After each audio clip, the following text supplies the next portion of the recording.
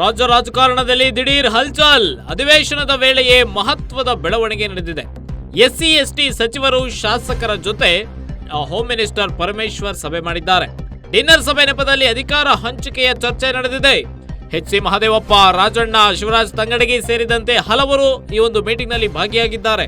20ಕ್ಕೂ ಹೆಚ್ಚು ಶಾಸಕರು ಸಚಿವರು ಭಾಗಿಯಾಗಿ ಒಗ್ಗಟ್ಟು ಪ್ರದರ್ಶನವನ್ನ ಮಾಡಿದ್ದಾರೆ. ಎಸ್ಸಿ ಎಸ್ಟಿ ಲೀಡರ್ಸ್ ಮೂಲಕ ಶಕ್ತಿ ಪ್ರದರ್ಶನ ಆಯ್ತಾ? ಸಭೆಗಳನ್ನ ಕರೆಯಬಾರದು ಅಂತ ಹೈಕಮಾಂಡ್ ಆರ್ಡರ್ ಮಾಡಿತ್ತು. ಸುರ್ಜೇವಾಲಾ ಸೂಚನೆ ಮೀರಿಯೂ ಸಭೆ ನಡೆಸಿದ್ದಾರೆ ಪರಮೇಶ್ವರ್. ಒಂದೆಡೆ ಸಿಎಂ ಕುರ್ಚಿಗಾಗಿ ಸಿದ್ದು ಡಿಕೆ ನಡುವೆ ಸೈಲೆಂಟ್ ಫೈಟ್ ನಡೀತಾ ಇದೆ. ಈ ನಡುವೆ ಗೃಹ ಸಚಿವ ಪರಮೇಶ್ವರ್ ಡಿನ್ನರ್ ಮೀಟಿಂಗ್ ಮಾಡಿದ್ದಾರೆ. ನಮ್ಮ ಸಭೆಯ ಉದ್ದೇಶ ಬಜೆಟ್ನಲ್ಲಿ ಅನುದಾನ ಹಂಚಿಕೆ ಚರ್ಚೆ ಅಂತ ಹೇಳಿದ್ದಾರೆ. ಡಿನ್ನರ್ ಮೀಟಿಂಗ್ ಬಗ್ಗೆ ಗೃಹ ಸಚಿವ ಪರಮೇಶ್ವರ್ ಈ ಬಗ್ಗೆ ಸ್ಪಷ್ಟನೆಯನ್ನು ಕೊಟ್ಟಿದ್ದಾರೆ.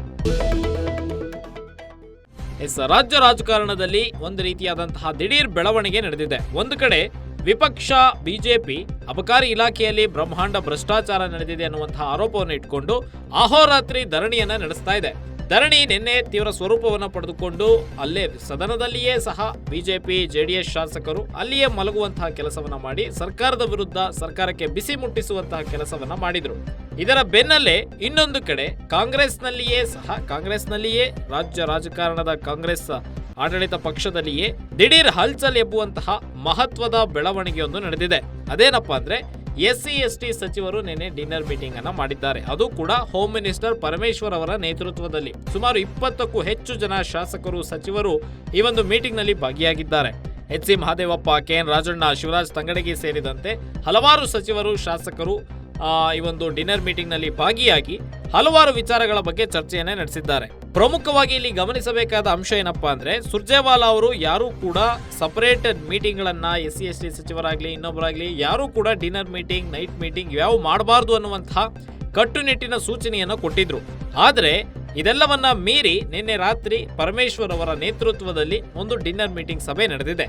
ಈ ಒಂದು ಸಭೆಯಲ್ಲಿ ದಲಿತ ಸಿಎಂ ದಾಳವನ್ನ ಉರುಳಿಸಲಾಗಿದೆ ಅನ್ನುವಂತಹ ಚರ್ಚೆಗಳು ಕೂಡ ಕೇಳಿ ಬಂದಿದ್ದಾವೆ. ಜೊತೆಗೆ ಎಸ್ಸಿ ಎಸ್ಟಿ ಟಿಎಸ್ಪಿ ಹಣ ಏನಿತ್ತಲ್ಲ, ಎಸ್ಸಿಪಿ ಟಿಎಸ್ಪಿ ಹಣ ದಲಿತರಿಗಾಗಿಯೇ ಮೀಸಲಿಟ್ಟಿದ್ದಂತಹ ಹಣವನ್ನ ಬೇರೆ ಇಲಾಖೆಗೆ ಬಳಸಲಾಗಿದೆ ಅನ್ನುವಂತಹ ಆರೋಪದ ಮೇಲೆ ಇವರು ಚರ್ಚೆಯನ್ನ ಮಾಡಿ ನಮ್ಮ ಹಣವನ್ನ ನಮಗೆ ಬಿಡುಗಡೆ ಮಾಡಬೇಕು, ಬೇರೆ ಇಲಾಖೆಗೆ ಕೊಡಬಾರದು ಅನ್ನುವಂತಹ ಚರ್ಚೆ ಕೂಡ ಮಾಡಿದ್ದಾರೆ ಅನ್ನುವಂತಹ ಮಾಹಿತಿ ಲಭ್ಯ ಆಗ್ತಾ ಇದೆ. ಜೊತೆಗೆ ಬಜೆಟ್ನಲ್ಲಿ ಅನುದಾನ ಹಂಚಿಕೆ ವಿಚಾರವಾಗಿಯೂ ಕೂಡ ಚರ್ಚೆ ಮಾಡಿದ್ದೇವೆ ಅಂತೇಳಿ ಪರಮೇಶ್ವರ್ ಹೇಳಿಕೆಯನ್ನ ನೀಡಿದ್ದಾರೆ.